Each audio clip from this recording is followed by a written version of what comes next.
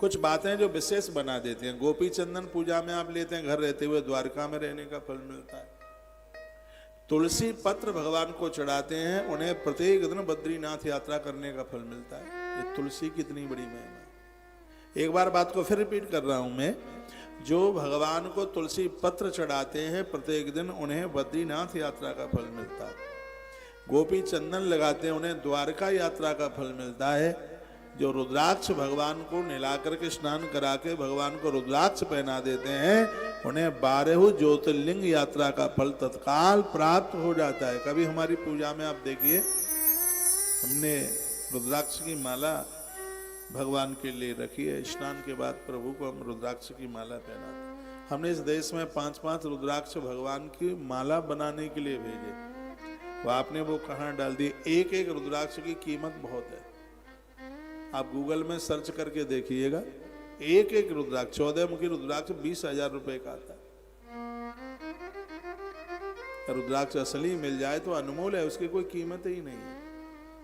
ऐसा नहीं है कि फ्री का चंदन घिस मोर नंदन, चंदन 60,000 रुपया किलो आता है, मंदिर का फ्री का मिल जाए तो घिसो, पड़ा रहने दो, भूल जाने दो। 60,000 रुपया केजी है चंदन असली। जो चीजें फ्री में मिल जाती हैं, लोग उसका महत्व नहीं मानते, महत्व नहीं समझते। चीजें बहुत अनमोल है। आप क्या जानेंगे रुद्राक्ष की महिमा। आज मैंने एक वीडियो डाली है रुद्राक्ष के ऊपर।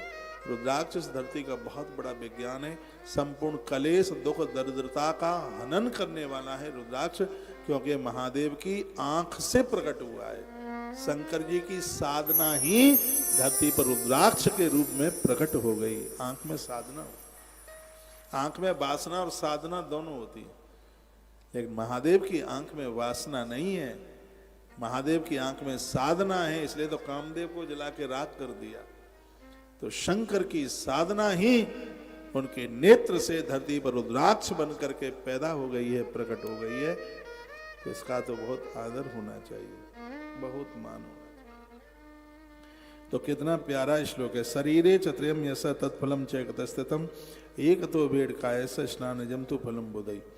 बहुत पहले की बात है। हितकारी ब्रह्मा ने इसके शरीर में उगते तीनों त्रिपुण्य रुद्राक्ष और शिव नाम तीनों को विद्यमान देखा, तो कहते हैं उनके फल को तुला के पलड़े में एक ओर रख दिया और एक ओर त्रिवेणी का स्नान करके जो लोग आए थे उनके पुण्यों को रख दिया। आप सुन नहीं रहे हैं। तदैव तुलितम पूर्वम ब्रह्मणा हितकारिणा।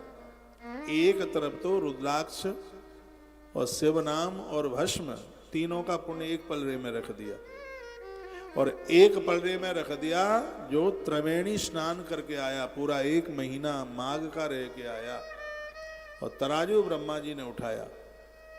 लेकिन जो त्रिपुंड और भगवान का नाम और रुद्राक्ष का जो मातम्य था, वो त्रिवेणी स्नान से भी ज्यादा महिमा युक्त था। ऐसा इस ग्रंथ में 15 और 16 नंबर के श्लोक में लिखा है।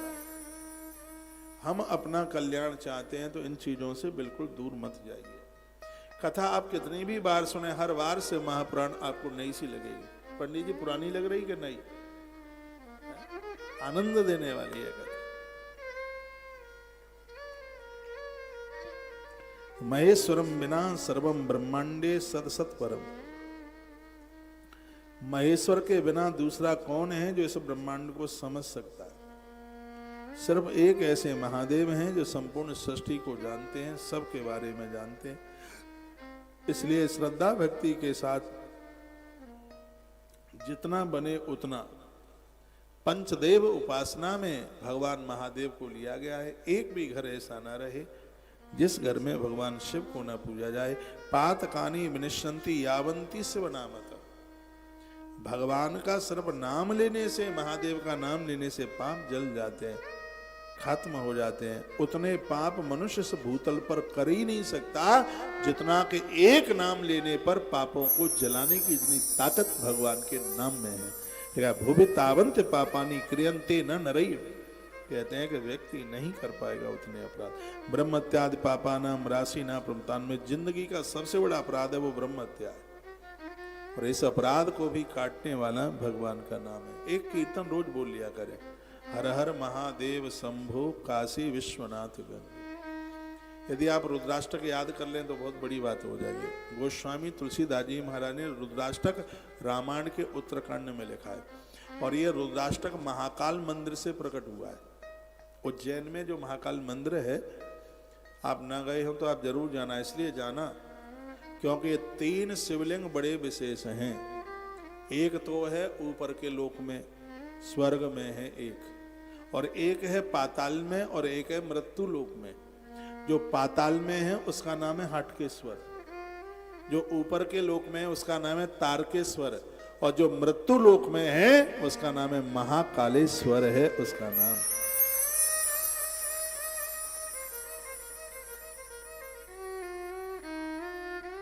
बहुत ही ज्यादा भैया अद्भुत है, बहुत ही ज्यादा दिव्य है। वर्ष में एक आध बार टाइम मिले, समय मिले, महाकाल भगवान के दर्शन करने के लिए जाइए। बोलिए महाकालेश्वर नाथ भगवान की जय हो। अश्वस्थामा की नर हत्या को समाप्त भगवान महाकाल ने किया। कहते हैं कि आज भी अश्वस्थामा भगवान महाकाल की पूजा में लगे। अनजान में बहुत त्रुटियां, बहुत गलतियां हो जाती हैं, लेकिन ये महादेव सबका कल्याण करने वाले हैं। तो मैं तो यहाँ से निवेदन करके ही कह सकता हूँ, और जितने भी महानुभाव पूरे संसार भर तक मुझे सुन पा रहे हैं, इसमें कोई दाम पैसा ना लगे। आप अपने घर में भगवान शिव को स्थापित कीजिए, जलहरी में रखिए और उनका बंधन, उनका पूजन कीजिए। पातकानि विनिश्यन्ति, संपूर्ण पाप जल करके राख हो जाएंगे। इसमें कोई किसी भी प्रकार की संशय वाली बात नहीं है। शिव नामामृतम पेयम, जो भगवान के नाम रूपी अमृत को रोज पीता है, धरती पर वह भैया अमर हो जाता है, वो मरने के बाद भी जिंदा रहता है। इतनी बड़ी महिमा है भगवान के स्नान। अब मैं आपको रुद्राक्ष की तरफ लेके चलूंगा। भस्म मातम में तो मैंने एक दिन संक्षेप में आपको सुनाई दिया था। अब थोड़ा ठीक से आप बैठ जाएं और मैं कुछ भस्म की बात, वो रुद्राक्ष की बात आपको करूं। उसके लिए सावधान हो करके अब इस कथा को सुनना है। पहले तो हम आपको यही निवेदन कर दें, क्या रुद्राक्ष को धारण करने की कोई विधि है क्या, कोई महिमा है क्या? हाँ है ना। अपने मन मुताबिक आप ये रुद्राक्ष धारण मत करना, ये गुरुजनों से लेना, प्रसाद रूप में लेना। यदि बाजार से खरीद करके भी ले आए हो तो पहले गुरुजनों के हाथ में उसे आप दें, वह मंत्रों से अभिमंत्रित करके आपको दें, तब ही आप इसको धारण कीजिए। बिना डॉक्टर साहब की आप सलाह के द्वारा यदि हम दवाई लेंगे तो औषधि हमारे लिए वो ठीक नहीं होगी, हमारे लिए अनुकूल नहीं होगी। उसी प्रकार से रुद्राक्ष के लिए भी कुछ ऐसा ही कहा गया है। रुद्राक्ष धारण करने वालों को ये नियम, क्या क्या नियम? मध्यमासम तु लेसनम पलाण्डम शीघ्रमेवच। वेदेश्वर संहिता के अध्याय नंबर 25 का श्लोक नंबर 43 है। 43 नंबर का श्लोक है जिसमें लिखा है, शराब पीने वाले लोग कभी रुद्राक्ष धारण नहीं करें। शराब पीने वाला व्यक्ति शंख भी नहीं बजा सकता।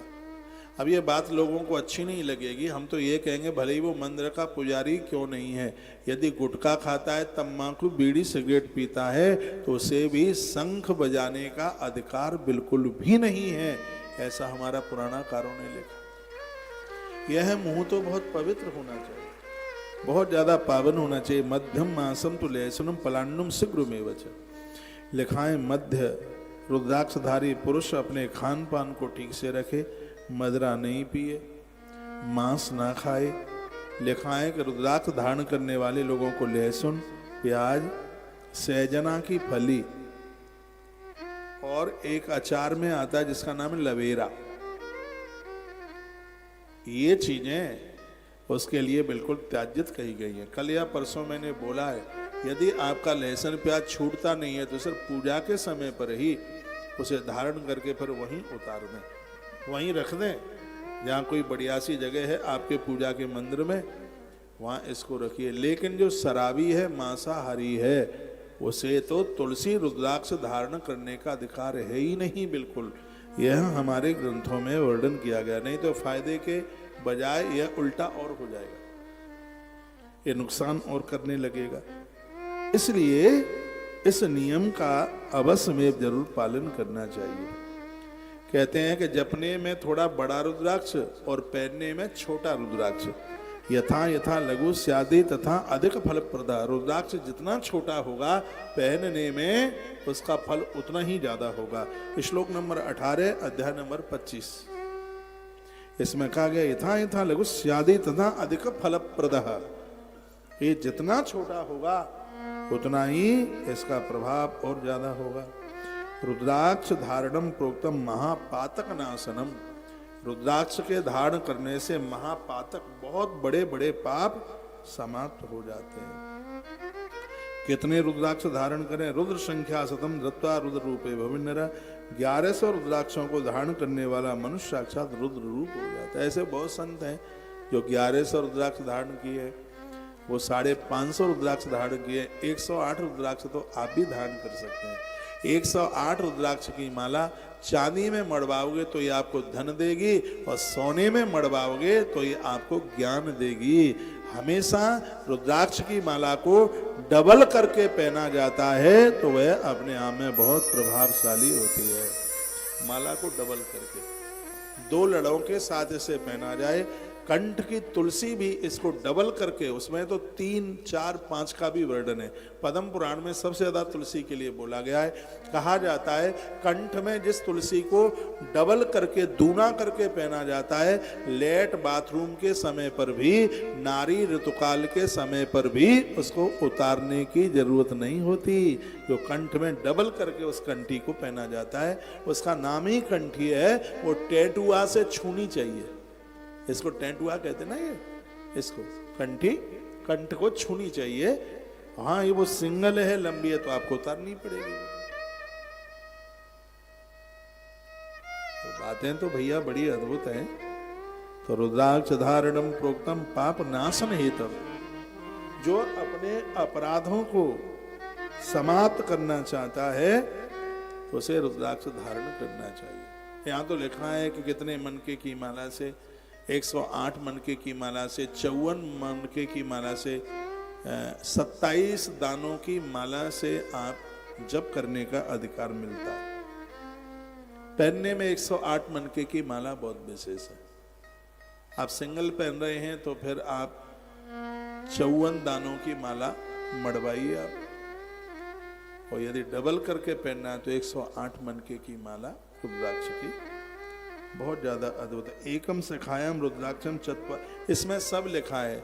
ब्रासलेट के रूप में, इसमें बाजूबंद के रूप में, और यहाँ सिर में चोटी में आप लगाएं, ये सब वर्णन इस ग्रंथ में किया है। और वही मैं आपको एक ही कर्णो 67 बाबो 16 ब्रासलेट बनवाए तो उसमें 6 रुद्राक्ष, और कान में पहने तो 1 रुद्राक्ष। कान में एक रुद्राक्ष, एक ही कम करड़ियो, कान में 1 67 बाहु 16, यहाँ 6 और यहाँ 16, यहाँ 16, यहाँ 6। तो इसको कहते हैं बाजूबंद। उसमें 16 रुद्राक्ष, यहाँ पहने तो 6, कान में पहने तो 1, गले में पहने तो 108। ये सब वर्णन किया। समझ में आ रहा है क्या? तो जयकारा लगाना पड़ेगा। बोलिए दुख हरणनाथ भगवान की जय हो। रुद्राक्ष कितने प्रकार के हैं ये पूछा गया, वो सुन लो। त्रिपुंडेन च संयुक्तम रुद्राक्ष वृषांगम, बहुत ध्यान से सुन लीजिए। रुद्राक्ष धारण करते समय माथे पर त्रिपुंड होना चाहिए, और जिह्वा पर ओम नमः शिवाय महामृत्युंजय मंत्र का उच्चारण। मृत्युंजय जपन्तम चः दृष्ट्वा रुद्र फलम लभेत। मृत्युंजय जप करते रहें। और उस समय कहते हैं कोई कंठ में रुद्राक्ष की माला और माथे पर त्रिपुंड लगा करके महामृत्युंजय मंत्र का जप करता हुआ दिखाई दे जाए, भगवान व्यास कहते हैं साक्षात रुद्र दर्शन करने का फल मिल गया है। महादेव बाबा के दर्शन का फल मिल गया। टिक मार का लगा लो। 60 नंबर का श्लोक है, 25 नंबर का अध्याय रुद्र संहिता है। और जिसको मैं टिक मार्का लगाने को बोल रहा हूं तो विशेष है। लिखा है त्रपुण्येन संयुक्तम रुद्राक्ष बिलसांगम मृत्युंजयम जपंतम च दृष्टा रुद्र फलम लवेत, रुद्र फलम दर्शनम लवेत। तो ऐसा कोई मिल जाए, कोई कंठ में रुद्राक्ष भी है, माथे पर भस्म है और जिह्वा पर भगवान का नाम है, वो मृत्युंजय जप कर रहा है, महामृत्युंजय जप। उसका भी व्याख्यान कोट रुद्र संहिता में है, मैं बोलूंगा। महामृत्युंजय मंत्र की कितनी बड़ी महिमा है मैं आपको बता दूं। महात्मा मृकंड को एक बेटा हुआ, पिताजी ने उसका नाम मार्कंडेय रखा। बड़ी अद्भुत कथा है। लिंग पुराण भी बहुत सुनने के लायक है। मैं बहुत कथाएं लिंग पुराण की शिव महापुराण के साथ जोड़ के सुना देता हूं भक्तों को। तो ज्योतिषियों ने जन्मपत्री इस बच्चे की बनाई और कहा 12 ही साल बच्चा जिएगा, उसके बाद इसकी मृत्यु हो जाएगी। यह कह करके महात्मा चले गए। एक ही बेटा था, महात्मा मृकंड को नाम मार्कंडेय रख दिया। पिताजी को बड़ी दिक्कत थी, बड़ी परेशानी थी। बेटा 10 साल का हुआ, पिताजी बड़े हैरान है। 11 साल का पूरा हो गया, 12 साल में शुरू होने वाला था। पिता आज रो रहे थे जोर से। इतने में खेलता खेलता बालक मार्कंडेय आ गया। मार्कंडेय को नर्मदा जल सिद्ध था। नर्मदा जल का यह प्रभाव है। यह कथा मत्स्य पुराण में बहुत विस्तार पूर्वक है। मत्स्य पुराण बड़ा अद्भुत है, जिसमें कहा गया कि सृष्टि का प्रलय होता है तो मार्कंडेय नहीं मरते, ये जिंदे रहते हैं।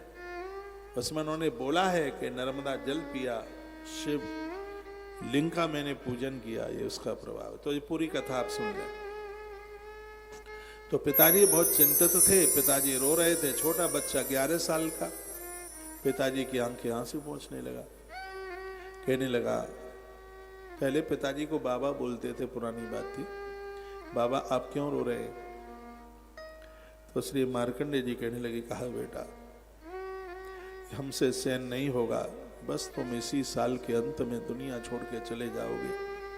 संतों ने कुंडली बना करके ये बात कही है। एक ही इकलौता बेटा, मेरी छाती ददक रही है, इस वर्ष में मेरा पुत्र दुनिया छोड़ करके चला जाएगा, ये कष्ट मुझसे सहन नहीं होता। पुत्र ने कहा, पिताजी मैंने आज तक आपसे कुछ नहीं मांगा, बस मांगे मुझे अनुमति दे दो कि मैं काशी जाना चाहता हूं, मुझे काशी जाने के लिए अनुमति दे दो। मरना तो है ही, काशी में मरूं कल्याण हो जाएगा। पिता रोते रहे। पिता के चरण छू करके परिक्रमा करता हुआ बालक मार्कंडेय काशी विश्वनाथ मंदिर में महामृत्युंजय मंत्र का जप करने लगा। महामृत्युंजय मंत्र का जप किया। रोज श्रद्धा से जाता है, गंगा मैया का एक लोटा जल चढ़ाता है, भस्म लगाकर गले में रुद्राक्ष पहन करके, और यह बालक मंदिर में बैठ करके जप करता है। 12वें वर्ष का वो दिन आ गया। ये मैं महामृत्युंजय मंत्र की महिमा बता रहा हूं। 12वें वर्ष का वो अंतिम दिन आया कि बालक मंदिर में बैठा था और यमराज वहीं आकर के प्रकट हो गए, उसके प्राणों को खींचना शुरू कर दिया। जैसे ही बालक के प्राण खींचे तो बच्चे ने अपने हाथों में पिंडी को ऐसे भर लिया, इसको ऐसे भर लिया। अब वो खींचे, मार्कंडेय रोवे। मार्कंडेय ने कहा, प्रभु मैं मर जाऊं चिंता की बात नहीं है, बदनामी आपकी हो जाएगी। हमने सुना है कि जिसको तुम बचाओ उसको कोई मार नहीं सकता। आंख के आंसू पिंडी पर गिरे, पिंडी फाड़ करके भगवान महादेव प्रकट हो गए। हाथ में त्रिशूल, कौन है तू? तो यमराज ने कहा, मैं काल हूं, इसका समय हो गया, इसको लेने के लिए आया हूं। तो महादेव ने कहा, तू नहीं ले जा सकता। क्यों? कि तू काल है, तो मैं इसको नहीं लेकर के जा पाएगा। यमराज ने गर्जना करी, लेके जाऊंगा, क्योंकि मैं मृत्यु देव हूं। भोलेनाथ ने अपना त्रिशूल उठाया, तू मृत्यु देव,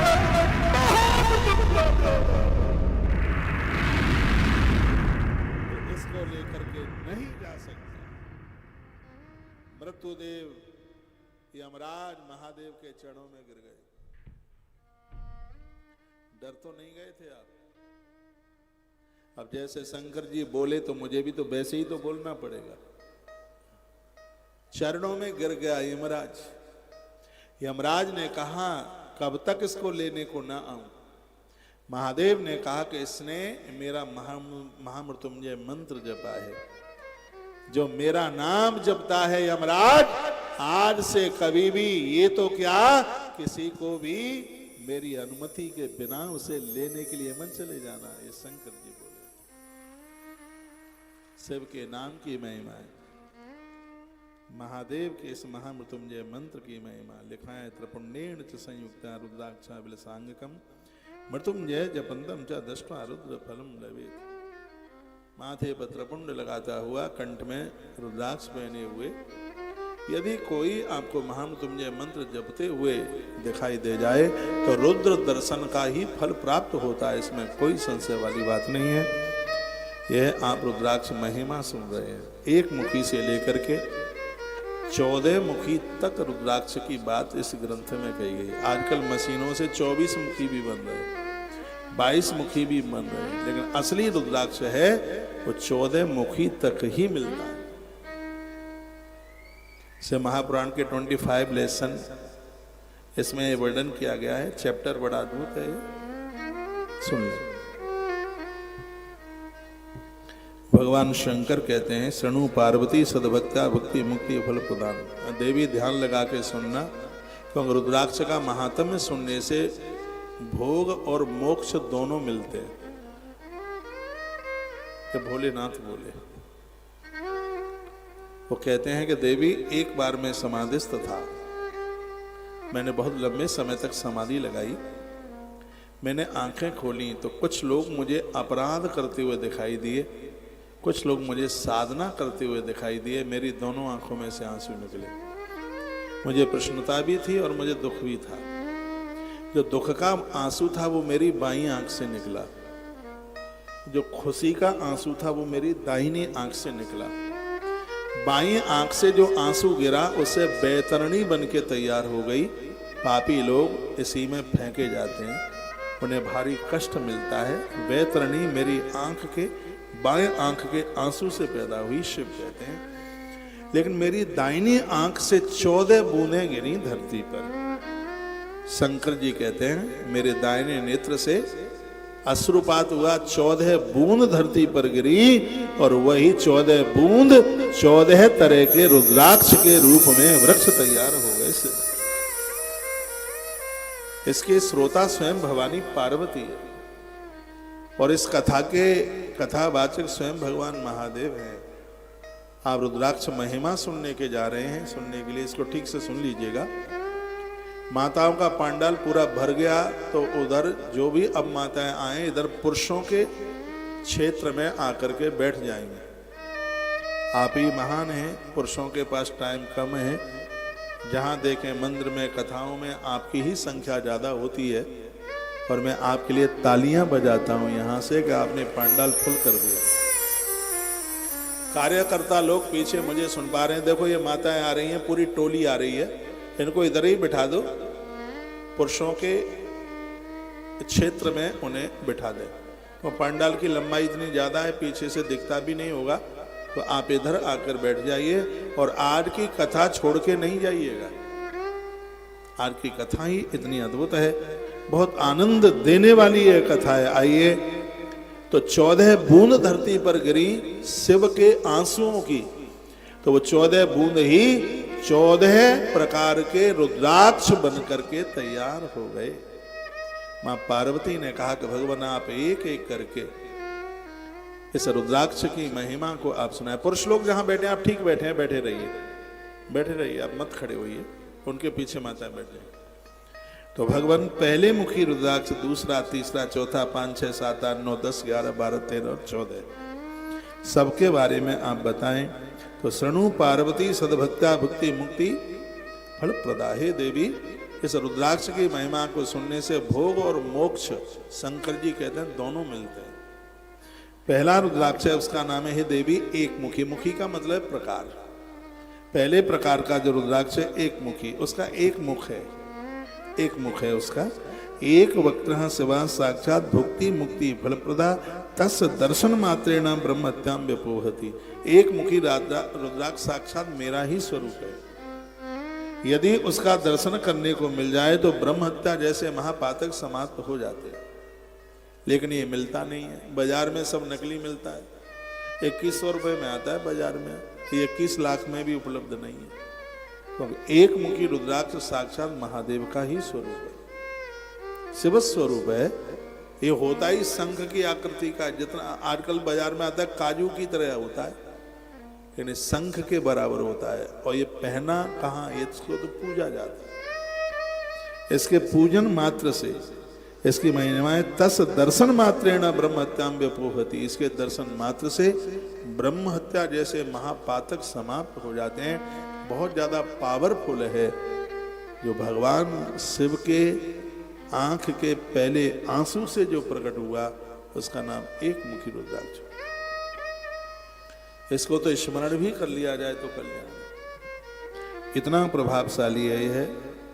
लेकिन यह है नहीं, बताते हैं नेपाल में यह रुद्राक्ष, एक मुखी रुद्राक्ष भगवान पशुपतिनाथ भगवान के मंदिर में है। वहां भी साल में एक ही बार दर्शन होता है। शिव महारात्रि के दिन भक्त लोग उसका दर्शन कर पाते हैं। मैंने दर्शन तो नहीं किया, लेकिन मैंने सुना तो है ही। मेरी कोपर खेतरी नगर में कथा हुई, वहां किसी सज्जन ने हमें यह बताया कि पशुपतिनाथ भगवान के मंदिर में अद्भुत एक मुखी रुद्राक्ष है। उसकी आकृति शंख के बराबर है, इतना बड़ा है। उसके बाद में है दूसरा रुद्राक्ष है जिसका नाम है दो मुखी। द्वक्त्रो देव देवेशा सर्व काम फलप्रदा विशेषता रुद्राक्षो गोवधम नाशयेत ऋतुम। मैंने तो पूर्व में भी बोला है, धरती के जितने भी ड्राइवर लोग हैं, गाड़ी चलाते हैं, सड़क पर ज्यादा रहते हैं, ऐसे लोगों को अपने गले में या अपनी गाड़ी में दो मुखी रुद्राक्ष रखना चाहिए। घोर एक्सीडेंट से व्यक्ति बच जाएगा, प्राण बच जाएंगे। हमने अपनी गाड़ी में लगा रखा है, कई बार गाड़ियां टकरा गई लेकिन सब सुरक्षित।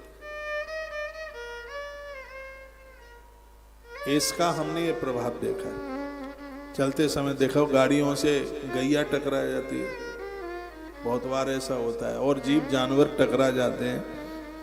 तो लिखा है कि दो मुखी रुद्राक्ष इतना विशेष, 10 रुद्राक्षों गो वधम नाशयेत ऋतुम। ये दो मुखी रुद्राक्ष इसका इतना बड़ा फल है, विशेष रूप से गो हत्या जैसे, जीव हत्या जैसे महापातक नष्ट हो जाते हैं इसके द्वारा। इतना बड़ा इसका ये मातम है। दो मुखी रुद्राक्ष है। हमने बहुत भक्तों को दिया है। अभी हम साल पहले अयोध्या आए थे कथा करने के लिए, काफी रुद्राक्ष बांटा लोगों को दिया। यहाँ भी यदि होगा तो उपलब्ध हो जाएगा। आगे है 3 मुखी रुद्राक्ष, इसको ठीक से सुन लें। ये 3 मुखी रुद्राक्ष बच्चों की विद्या के लिए, पढ़ाई के लिए मृत्यु लोक का वरदान है। 3 मुखी रुद्राक्ष। त्रिवक्त्रो यो ही रुद्राक्ष साक्षात साधनदः सदा तदा प्रभाव भवे युर्वही विद्या सर्वा प्रतिष्ठिता। इसके धारण करने से, 3 मुखी रुद्राक्ष को धारण करने से सारी विद्याएं प्रतिष्ठित हो जाती हैं। किताब पढ़ लेना ही विद्या नहीं है। विद्या क्या क्या है? नाचना भी एक विद्या है, कला खेलना भी एक विद्या है, गाड़ी चलाना भी एक विद्या है, कंप्यूटर चलाना भी एक विद्या है, हारमोनियम तबला बजाना ये भी एक संगीत की विद्या है। तो ये क्या लिखा है इसमें? सर्वा प्रतिष्ठा विद्या। ये सर्वा शब्द लिखा है वो बड़ा अद्भुत है। तो इसमें लिखा है कि जो 3 मुखी रुद्राक्ष को धारण करेंगे उनके पास संपूर्ण विद्या चल करके आ जाएगी, कोई विद्या रहेगी ही नहीं।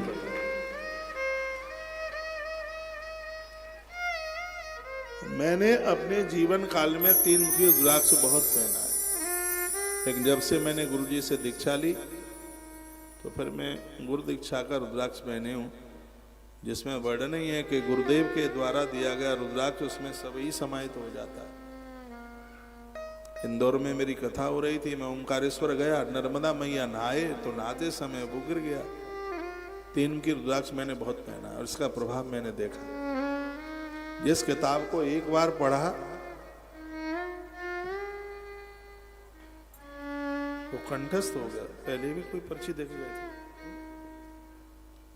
इतनी पर्चियां आई हैं। अच्छा, हमारे मध्य में श्री उपेंद्र मिश्र जी, अधिवक्ता, आप भूतपूर्व अध्यक्ष सिविल कार एसोसिएशन गोंडा, आप आए हैं। आपका बहुत आदर है, बहुत मान है।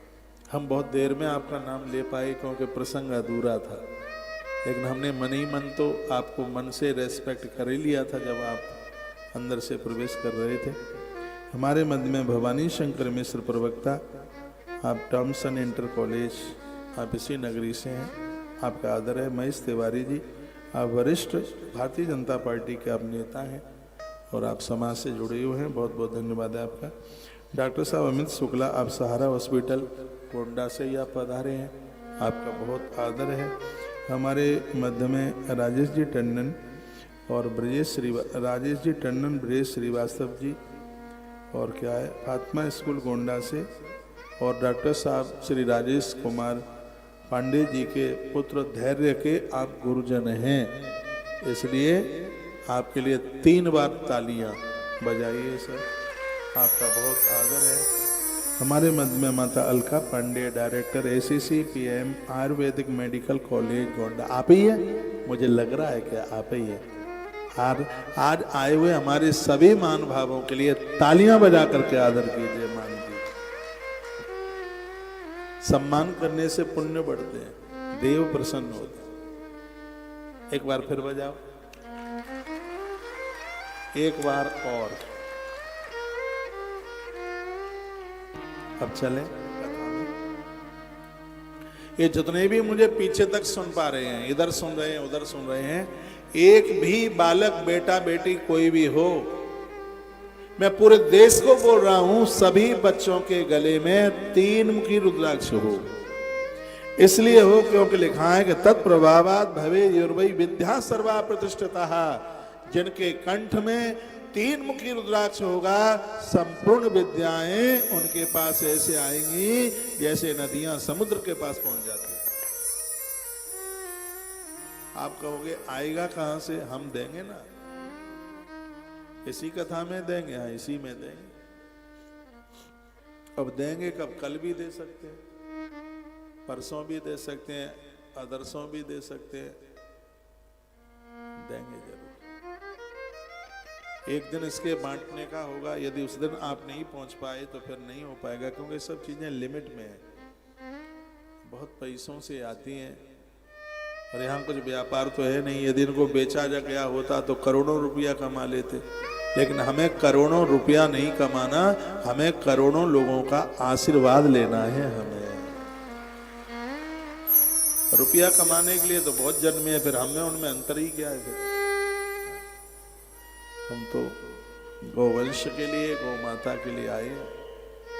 कल भी मैंने आपको निवेदन किया, एक बार मैं फिर बोल दूं, सामने कार्यालय है, जो हमें निजी स्वरूप से जानते हैं उन्हें पता है कि मैं तो कथा ही गौ माता के लिए करता हूँ। ये मेरा कोई पंडित कर्म नहीं है।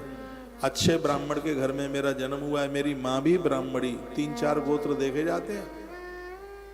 हाँ, जहाँ हम जन्मे वहाँ गोत्र देखे जाते हैं। मेरा पिता भी बढ़िया वाला ब्राह्मण, मिलावटी नहीं, बढ़िया वाला। माँ भी अच्छी ब्राह्मणी, उसकी कोख से पैदा हुआ हूँ। तो पांडित कर्म तो नहीं है, यह है मैं गौ माता का कार्य लेकर के चलाऊं। यदि यह गैया मैया का कार्य न होता तो मैं गोंडा में नहीं, मैं उत्तराखंड में होता। हाँ, किसी भी चीज की कोई चाहत नहीं है। जिस व्यक्ति को रोटियों की भी जरूरत नहीं है, उसे संसार से और क्या चाहिए? सेब खा करके और दूध पी के ही कथा कह रहा हूं, और सालों हो गई है, अपनी महिमा नहीं गा रहा। इस कलयुग में भी रोटी के बिना काम चल सकता है, हम लक्ष्य लेके चल, नहीं तो 9 दिना की नवरात्रा करके तमारा आता है। यहाँ 7 साल हो गई है, ये 25 जनवरी को पूरी 7 साल हो गई है, 25 जनवरी निकल गई है। तो ये गौ माता की कृपा से और गौ माता के लिए ही हम कर रहे हैं। आयोजन बहुत विराट है, आप सब लोग आए हैं, रोज आइएगा। गौ माता के प्रति पूरी श्रद्धा रखिए। कथा की कोई दक्षिणा तो होती है, हम आपसे कपड़ा लत्ता नहीं मांगेंगे, बस मेरी इतनी प्रार्थना है। मैंने दोनों हाथ जोड़ लिए प्रार्थना करने के लिए। और चैनल पर जुड़ने वाले लोगों को भी कह रहा हूँ, आपके पास जमीन है, आपके पास में फार्म हाउस है या और ऐसी कोई जगह है, तो मेरी प्रार्थना है आप अपने यहाँ एक एक गौ माता जरूर रखिए। गैया का दूध आपको मिलेगा, पुरखे तृप्त हो जाएंगे। गौ माता सिर्फ गौशालाओं से ही नहीं बचेगी। गौशाला तो हमारे ध्यान को केंद्रित करने के लिए है। जब तक यहाँ का हर व्यक्ति गौ माता के प्रति श्रद्धा नहीं रखेगा, तब तक गौवंश बच नहीं पाएगा। यह देश 80-85% गांवों में बसता है, 85% लोग गांवों में बसते हैं। तो यदि वही एक एक गौ माता रख ले तो गौ माता की दुर्दशा नहीं होगी भैया, कैसे भी बचा लो। जिनके पास बड़े बड़े मंदिर हैं, 500-500 बीघा जमीन है, लेकिन गैया मैया नहीं है एक भी। मैं ये जितने भी बड़े मंदिर हैं उनको मैं कहूंगा तुम्हारे पास लाख लाख गाय की गौशाला होनी चाहिए। बांके बिहारी जी मंदिर, वृंदावन का बहुत बड़ा मंदिर है, इस मंदिर के पास ऐसी गौशाला होनी चाहिए जिसमें लाख गैया हो। महाकाल भगवान का मंदिर, ऐसी गौशाला होनी चाहिए जिसमें लाखों गैया और लाखों नंदी होने चाहिए। द्वारकाधीश का मंदिर, बद्रीनाथ का मंदिर, कितना बड़ा मंदिर है तृप्ति बालाजी का। ये जितने भी बड़े मंदिर हैं इनकी बहुत बड़ी आमदनी है। अब इन मंदिर के ये संस्थाएं लाख लाख गैया मैया की सुरक्षा करें तो आप विचार कीजिए, गौ माता के जय जयकारे हो जाएंगे, जय जय उद्घोष हो जाएगा। लेकिन दुर्भाग्य इस देश में ऐसे बहुत मंदिर हैं जिसमें दूध पॉलीथिन का आता है, एक भी गैया नहीं है। वो मेरी दृष्टि में है, वो अब मैं यहां से क्या करूं। इतने बड़े बड़े मंदिर हैं लेकिन गैया नहीं। प्राण प्रतिष्ठित मंदिर के लिए दिया घी का गौ माता का, और भोग में गौ माता का दूध चाहिए। मंदिर भी धंधे बनते हुए जा रहे हैं, चढ़ावे के लिए मंदिर खड़े हो गए हैं। ये मंदिर जगत के कल्याण के लिए है। जब इस देश में गौ माता ही नहीं बचेगी भैया, सबको समाप्त हो जाएगा, सबको नष्ट हो जाएगा, कुछ नहीं बचेगा।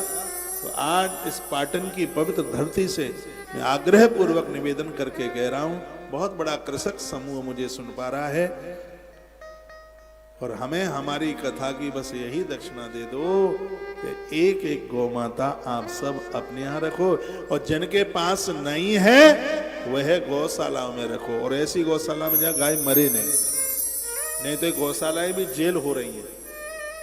सरकार से फंड पैसा आता है, सब हजम हो जाता है, कुछ बचता ही नहीं। एक दिन यहाँ पत्रकार लोग मुझे पूछ रहे थे, मैं कह रहा था कि इन गौशालाओं का पैसा गवर्नमेंट तत्काल बंद करे, इस पैसा को प्रधान खाने में लगे। यदि यहाँ कोई बैठे हो तो भले ही बुरा लगे तो लगे, मैं आपको नहीं कह रहा, मैं सबको बोल रहा हूं।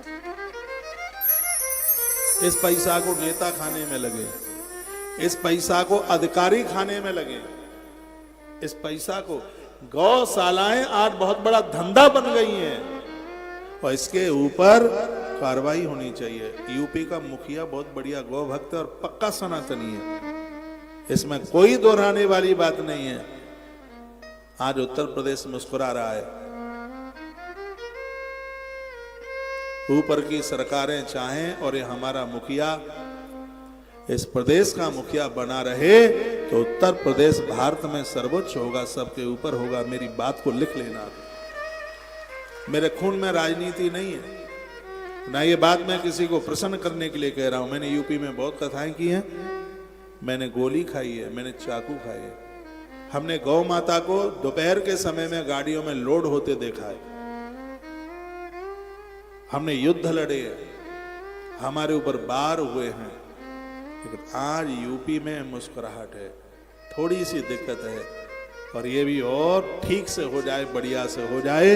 इसके लिए सशक्त कानून किए जाएं, और गौ माता को काटने वाले जितने लाइसेंस हैं उन सबको रद्द कर दिया जाए, तो हमारा राजा किसी भगवान से कम नहीं। ये कानून पारित किया जाए। ये देश को यूजीसी की जरूरत नहीं है, हम चारों भाई पास पास बैठे हैं, उसकी बिल्कुल जरूरत नहीं है। हम चारों को अलग ना करें, हमें हमारी गौ माता से जोड़ें। गौ माता सबके कलेजे में बसे। जैसे अवध की धरती पर राम मंदिर बना, ऐसे गौ माता राष्ट्र माता बने। वो भारत का सर्वोच्च दिन होगा, सबसे बड़ा दिन होगा।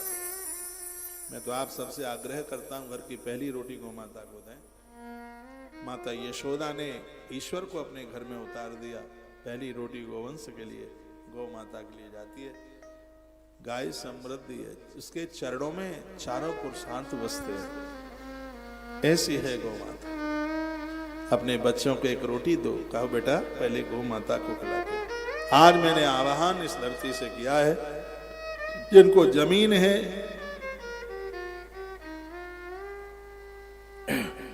जिनको ऐसी व्यवस्था है, वो जरूर 1, 2, 5, 4 जितना बने वो गौ माता के पालक बने, गौ माता को जगह दे। गौ माता की गोचर भूमि लोग खा गए, बच्ची नहीं, छोटी नहीं, ये जमीन सब आप लोगों की ही थी। पहले के लोगों ने अपनी जमीन का किसी ने 2 भाग, किसी ने 4 भाग, किसी ने 10 भाग दे दिए। 100 बीघा जिनकी थी उन्होंने 10 बीघा दे दी। लेकिन गौ माता की गोचर भूमि खाली कराई जाए। हाँ, इसके ऊपर बिंडोजर चलना चाहिए। बाबा का बिंडोजर, यूपी के बाबा तो बिंडोजर में। क्यों, आप क्यों जा रहे हैं दादाजी? मेरी कोई बात बुरी लग रही है आपको? मैं तो गोचर भूमि को खाली कराने की बात कर रहा हूँ। हाँ, आप चले जाइए। हाँ, चले जाएं आप। जनेऊ का अंटा चढ़ाना है, चले जाएं आप, कोई बात नहीं, फिर आ जाना। अब मैं आपको पुनः ये जोड़ रहा हूँ। त्रिवक्त्रो यो ही रुद्राक्ष साक्षात् साधनः सदा तत्प्रभावात् भवे युर्वै विद्या सर्वा प्रतिष्ठितः। 3 मुखी रुद्राक्ष है, वह संपूर्ण विद्याओं को दे देता है, इसमें कोई संशय नहीं है। बाल रोग विशेषज्ञ डॉक्टर साहब पी के अग्रवाल जी हमारे मध्य में पधारे। कहाँ बैठे हैं आप?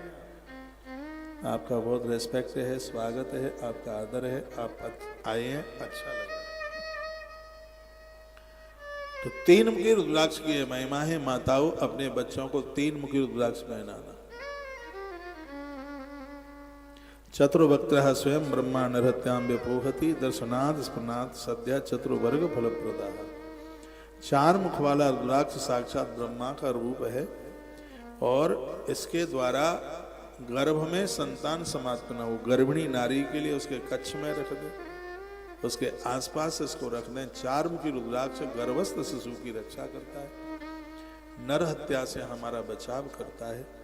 ये इसकी इतनी बड़ी महिमा, इसके दर्शन करने मात्र से 4 पुरुषार्थों की प्राप्ति हो जाती है। मेरी बड़ी श्रद्धा है 4 मुखी रुद्राक्ष के प्रति, क्योंकि इसका ये महात्म्य मैंने पढ़ लिया। चतुर्वक्त्र स्वयं ब्रह्मा, साक्षात ब्रह्मा। ब्रह्मा सृष्टि का सृजन करते हैं, बनाते हैं। और माता भी जब बच्चे को जन्म देती है तो ब्रह्मा का ही तो काम करती है। गर्भ में बच्चा हो और कोई माता कंठ में 4 मुखी रुद्राक्ष पहने हो, उसकी कोख से जन्म लेने वाला बच्चा बहुत बड़ा विद्वान होगा, बहुत बड़ा योग्य होगा। ये 4 मुखी रुद्राक्ष की महिमा है भैया, इसका ये मात्र। यदि गलत बोल रहा हूं तो मेरी बात कोई काट के बताए। मैं श्री शिव महापुराण के अध्याय नंबर 25 के श्लोक नंबर 68 से बात कर रहा हूं। नरहत्या जैसे महापातकों से मुक्त कर। और मैं तो कहूंगा जिस नारी के गर्भ में संतान समाप्त हुई है या जानबूझ करके गर्भ में बच्चों को खत्म कर दिया, उस नारी को अवश्य में 4 मुखी रुद्राक्ष धारण करना चाहिए। ये इसका प्रायश्चित है।